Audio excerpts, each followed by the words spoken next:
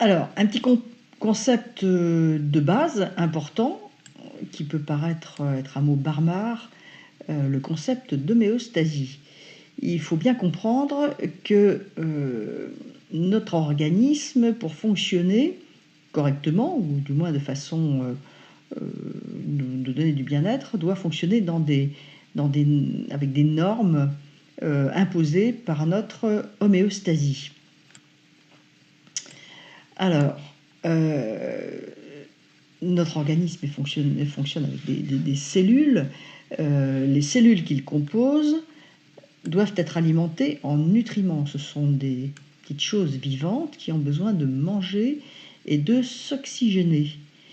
Et elles ont une nécessité d'être alimentées en nutriments et en oxygène pour assurer leur fonction nécessaire à la fonction globale de l'organisme. Et une fois qu'elles ont reçu leurs nutriments et leur oxygène, eh bien, comme ce sont des organismes vivants, elles fabriquent des déchets qu'il faut absolument qu'elles puissent éliminer. Donc, l'homéostasie va être un équilibre entre l'alimentation en nutriments et en oxygène et la fonction d'élimination des déchets au sein de l'organisme.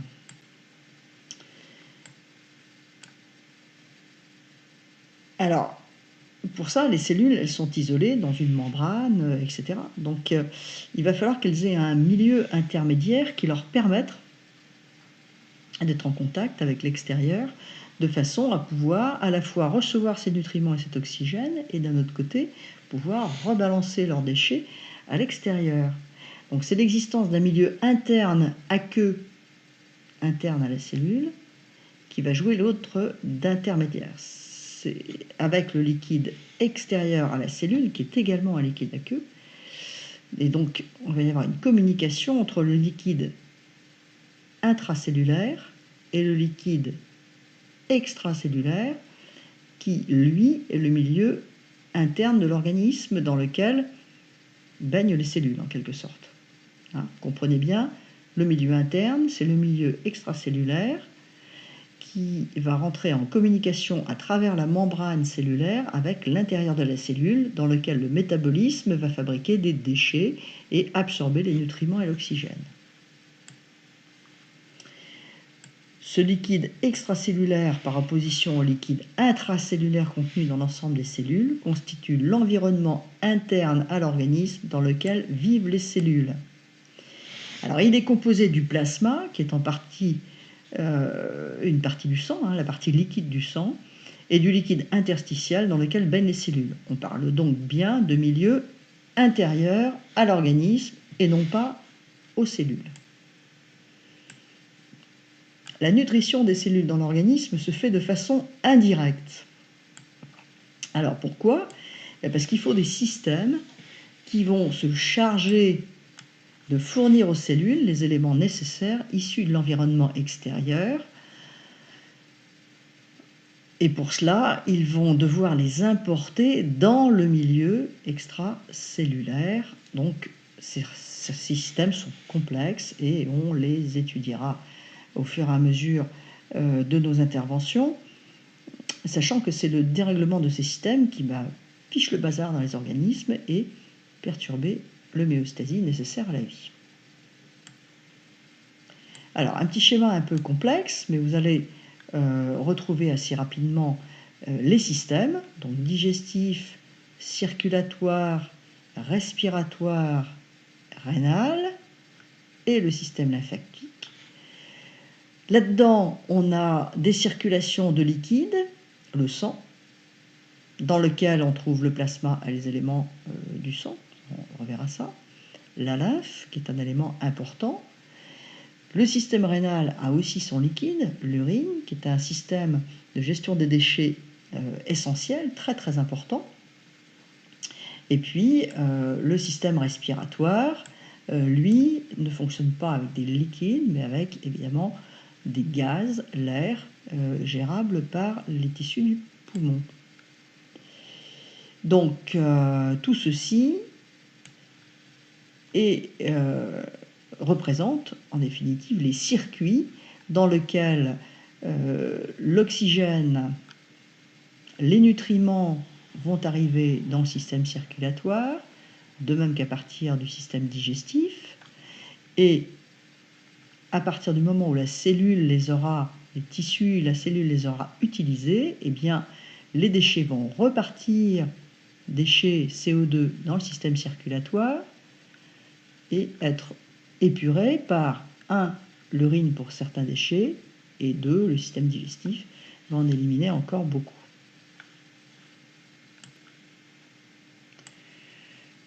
Le système extracellulaire est donc régulièrement soumis à des variations de composition qui sont liées aux nutriments accumulés, qu'on n'aura pas encore utilisés, mais aussi aux déchets émis par les cellules. Donc là, on va avoir un petit schéma avec les cellules des tissus, voilà, le milieu interstitiel tout autour, le capillaire sanguin qui passe au milieu de ce liquide interstitiel et ce milieu interstitiel étant le lieu de communication entre le milieu extérieur et la cellule. Le capillaire sanguin va être le premier transporteur à la fois des nutriments et de l'oxygène. On voit que la répartition des liquides dans l'organisme, dans la masse corporelle totale, est assez variable, mais cette répartition est importante pour le bien-être. Donc on a une masse corporelle totale qui est faite de 45% pour les femmes et de 40% pour les hommes de masse solide. La quantité de liquide est plus importante pour les hommes, avec 60% pour les hommes, 50% pour les femmes, 2/3 de liquide intracellulaire et 1/3 de liquide extracirculaire, donc assurant la jonction entre l'intracellulaire et les tissus. Vous voyez déjà qu'on n'a pas une égalité de répartition homme-femme. C'est dû en partie au fait que les femmes ont une composition de l'organisme qui est plus riche en adipocytes, qui n'ont pas d'eau. Les cellules graisseuses ne contiennent que très peu d'eau. On en a plus que les hommes. Et par contre, évidemment, que la masse musculaire masculine est plus importante que la masse musculaire féminine. Et par contre, là, ce sont des cellules qui ont un milieu intracellulaire beaucoup plus aqueux. Donc, dans tout ça, le complexe d'homéostasie correspond au maintien stable de la dynamique du milieu intérieur. Pourquoi est-ce que c'est dynamique? Eh bien, parce que c'est une circulation permanente entre les différents flux, les flux d'apport et les flux d'évacuation des déchets. Alors, pour qu'on puisse parler d'homéostasie, il faut qu'il y ait stabilité. Donc les variations de dynamique du milieu intérieur sont minimisées par des réponses correctrices permanentes d'autres systèmes qui sont des systèmes correcteurs. Donc, petit schéma de nouveau, les systèmes de l'organisme, les cellules, l'homéostasie. Dans tout ça, nous avons les cellules constituent les systèmes de l'organisme. Ces systèmes de l'organisme maintiennent l'homéostasie par leurs différentes fonctions, les apports qu'ils font en nutriments, en oxygène, l'élimination des déchets qu'ils assurent, et tous les systèmes qui vont permettre de réguler les entrées et les sorties. Tout ceci contribue à maintenir l'homéostasie, qui est essentielle pour la survie, non pas la suivi, mais la survie des cellules. Pour être maintenue stable, la composition chimique et les propriétés physiques du milieu intérieur ne peuvent varier que dans des limites étroites, voire très étroites. Il y a certains de nos systèmes qui ne vont pas supporter de variations, quasiment pas supporter de variations de leurs propriétés chimiques de milieu intérieur. Le cœur, par exemple. Toute variation d'un paramètre de l'homéostasie fait appel à des phénomènes de rétroaction ou rétrocontrôle appropriés pour établir celui-ci. Ça, c'est un petit peu compliqué. On en reparlera beaucoup quand on parlera du diabète, de l'insuline, etc. Il faut savoir que les acteurs de ces rétroactions sont les cellules composant les organes, des appareils et des systèmes de l'organisme. C'était le schéma de tout à l'heure. C'est un cercle. les organes alimentent et maintiennent l'homéostasie par un système de rétrocontrôle. Ils s'autorégulent au final. Donc là, les grands systèmes, alors, compliqué, hein, les systèmes impliqués dans le maintien et leur rôle. Donc vous voyez que nous avons plusieurs systèmes qui vont jouer dans le maintien de l'homéostasie différents paramètres. Alors, dans les paramètres homéostasiques très importants, vous allez retrouver des choses que vous connaissez. On a besoin, pour bien fonctionner, d'avoir un taux de sucre dans le sang qui est à peu près, non pas constant, mais qui est minimum et maximum. Donc la concentration en nutriments, principalement le glucose, est un facteur d'homéostasie. Les pressions, les teneurs en oxygène de notre sang sont également un facteur d'homéostasie. Les concentrations en déchets, l'urée, le CO, l'acide urique, ça vous dit quelque chose, hein, les crampes, voilà, ne peuvent pas non plus s'accumuler sous peine de donner des maladies ou des ennuis. Le pH, l'acidité de notre sang est essentielle à notre homéostasie. On ne peut pas avoir des variations importantes de l'acidité de notre sang, et notre acidité sanguine est totalement dépendante du système respiratoire avec son apport en oxygène et du système urinaire qui élimine nos déchets. Ce sont les deux principaux systèmes qui vont régler ce pH. Les variations de pH dans notre organisme peuvent être mortelles. Les concentrations en eau, sel et électrolytes, eh bien, il nous faut un volume minimal d'eau dans notre organisme pour pouvoir survivre. On sait, on peut vivre très longtemps sans manger, on ne peut pas vivre très longtemps sans boire, sans avoir d'apport d'eau. Les volumes et la pression du sang, la pression artérielle, tout le monde le sait, hein, l'hypertension, on en meurt, hein, on en reparlera longuement, c'est une pathologie. Donc notre pression sanguine artérielle ne peut que varier dans des limites relativement strictes. Alors, la pression sanguine est régulée par des systèmes très variables, hein, le système nerveux, le système endocrinien, le système cardiovasculaire, le système urinaire. Enfin bon, vous voyez que c'est un système complexe et qu'une hypertension peut venir de multiples pathologies, ou multiples altérations de nos systèmes. La température corporelle est une constante. Quand on, entre guillemets, fait de la température, fait de la fièvre, on est en hyperthermie et on est en danger quand on est en hypothermie, mais l'organisme maintient ses cellules beaucoup mieux en hypothermie qu'en hyper. Au-delà de 41, l'organisme humain a bien du mal à survivre. En général, ça ne se passe pas bien. Et on commence à essayer maintenant de trouver des moyens de mettre les organismes en hypothermie. Je ne sais pas si vous avez vu, mais pour les envoyer sur Mars, on envisage de mettre les gens en hibernation comme dans les trucs de science-fiction.